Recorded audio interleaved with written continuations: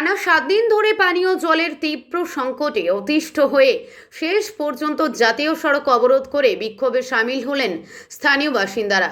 মঙ্গলবার সকালে ত্রিপুরার খোয়াই জেলার কৃষ্ণপুর এলাকার 36 মাইলে 8 নম্বর আসাম আগরতলা জাতীয় সড়কে কলসি বালতি নিয়ে অবরোধ করেন শতাধিক মানুষ।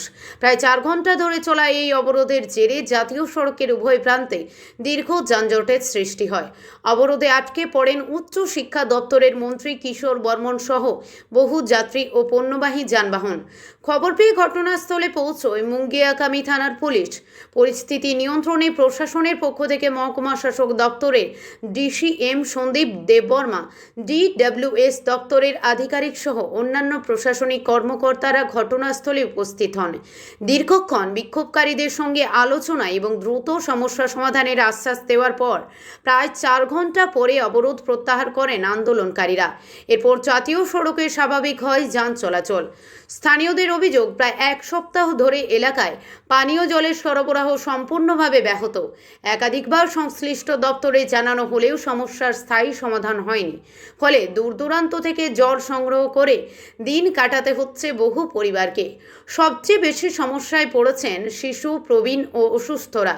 বিক্ষোভকারীদের দাবি, অবিলম্বে নিয়মিত পানীয় জলের সরবরাহ নিশ্চিত করার পাশাপাশি ভবিষ্যতে এমন পরিস্থিতির পুনরাবৃত্তি রোধে স্থানীয় ব্যবস্থা গ্রহণ করতে হবে। প্রশাসনের আশ্বাসে আপাতত অবরোধ তুলে নেওয়া হলেও দ্রুত সমস্যার সমাধান না হলে ফের বৃহত্তর আন্দোলনে নামার হুঁশিয়ারি দিয়েছেন স্থানীয় বাসিন্দারা।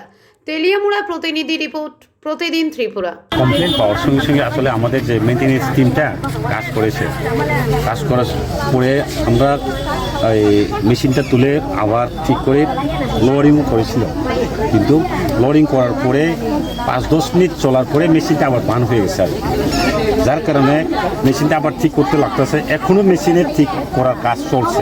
আমাদের ট্যাঙ্কার অলরেডি রেডি আছে, কিন্তু এখন গ্রামবাসীদের ডিমান্ড হচ্ছে প্রত্যেক বাড়িতেই জল নিয়ে যাওয়া, কিন্তু আমাদের যে ট্যাঙ্কারের যে গাড়ি, সে তো গাড়ির তো রাস্তা থাকতে হবে না, যার কারণে আমাদের কিছু প্রবলেম হচ্ছে। বাড়ি বাড়ি পৌঁছাইয়ে দেওয়াটা আমাদের পক্ষে কিছু অসুবিধা হচ্ছে।